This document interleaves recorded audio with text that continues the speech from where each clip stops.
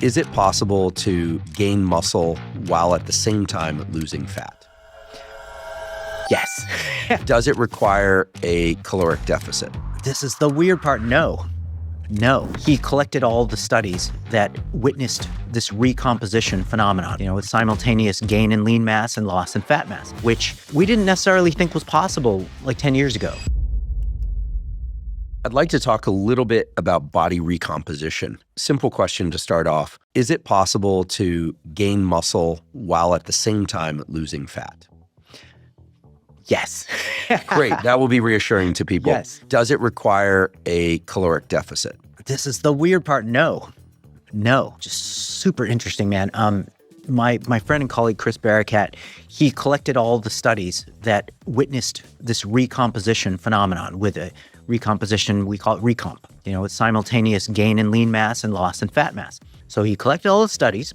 He collected 10 studies. This review was put out 5 years ago. So you can imagine there's probably a few more studies that have shown recomp now. So we can say at least a dozen studies have shown this phenomenon, which we didn't necessarily think was possible like 10 years ago.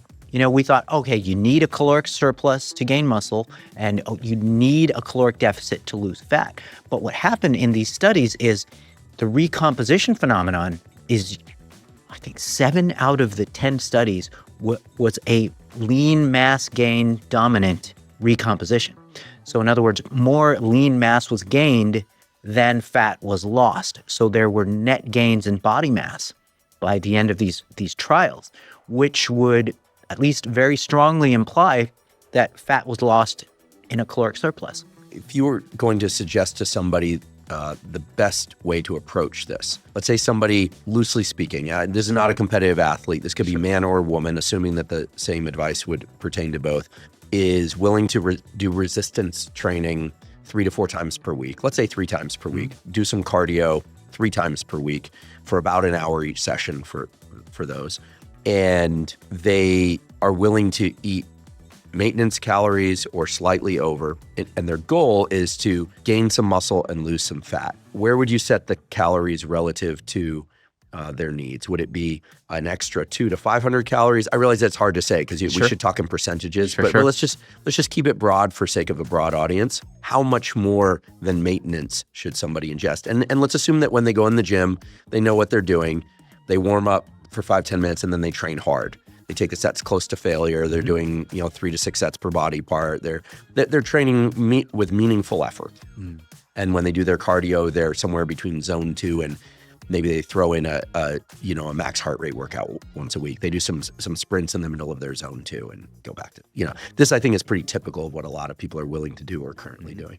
I would say sort of the simple and direct answer is to try to keep the caloric surplus pretty judicious. So 10%-ish above maintenance conditions, which could be for somewhere between 200, possibly 300 calories above what you see as maintenance.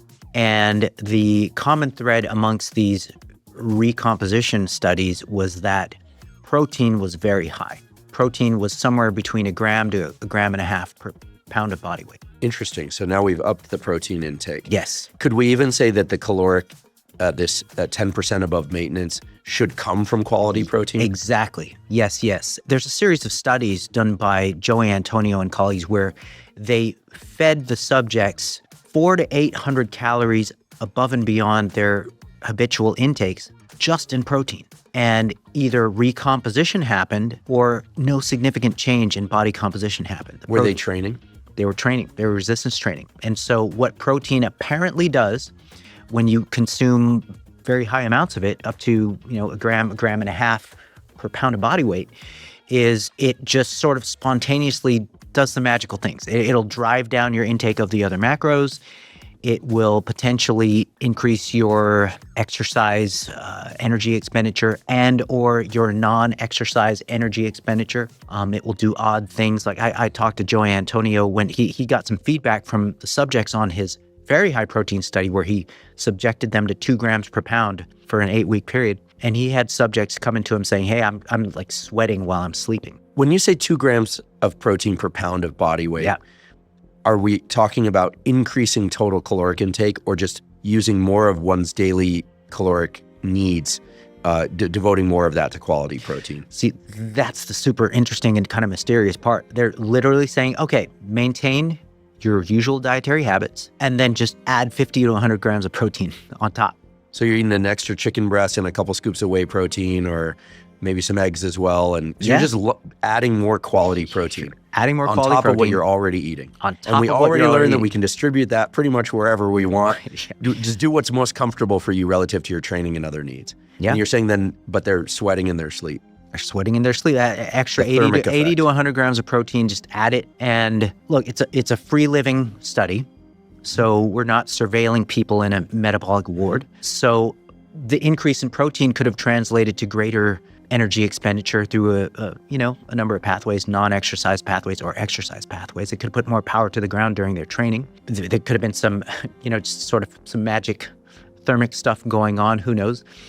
But, and also we can't discount the fact that, look, when you're telling people to add, let's say 80 or 100 grams of protein to their habitual intake, the weird thing about subjects self-reporting is they tend to over-report the healthy stuff that you assign them and under-report the unhealthy stuff. The good pupil phenomenon. Yeah, exactly.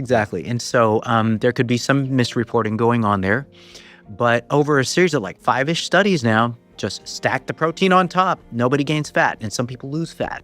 Awesome. It is pretty freaking awesome. Now, here's the thing that needs to be said. Okay, so there was a metabolic ward study done in 2013-ish by Bray and colleagues where they subjected the participants to escalating amounts of protein. And it was a protein overfeeding study. There were 3 levels of protein intakes. There was 5% protein diet, a 15% protein diet, and a 30-ish% protein diet.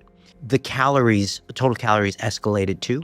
There was no exercise involved with this metabolic ward study, and the subjects gained both lean mass and fat mass with the escalating protein amounts. So there's different stuff going on when you lock people up in a metabolic ward and they can't train, and then you're escalating their protein intakes and calories. They will gain fat and lean mass, but in free living conditions with resistance training, if you just over-protein the subjects, they actually have a tendency to lose fat.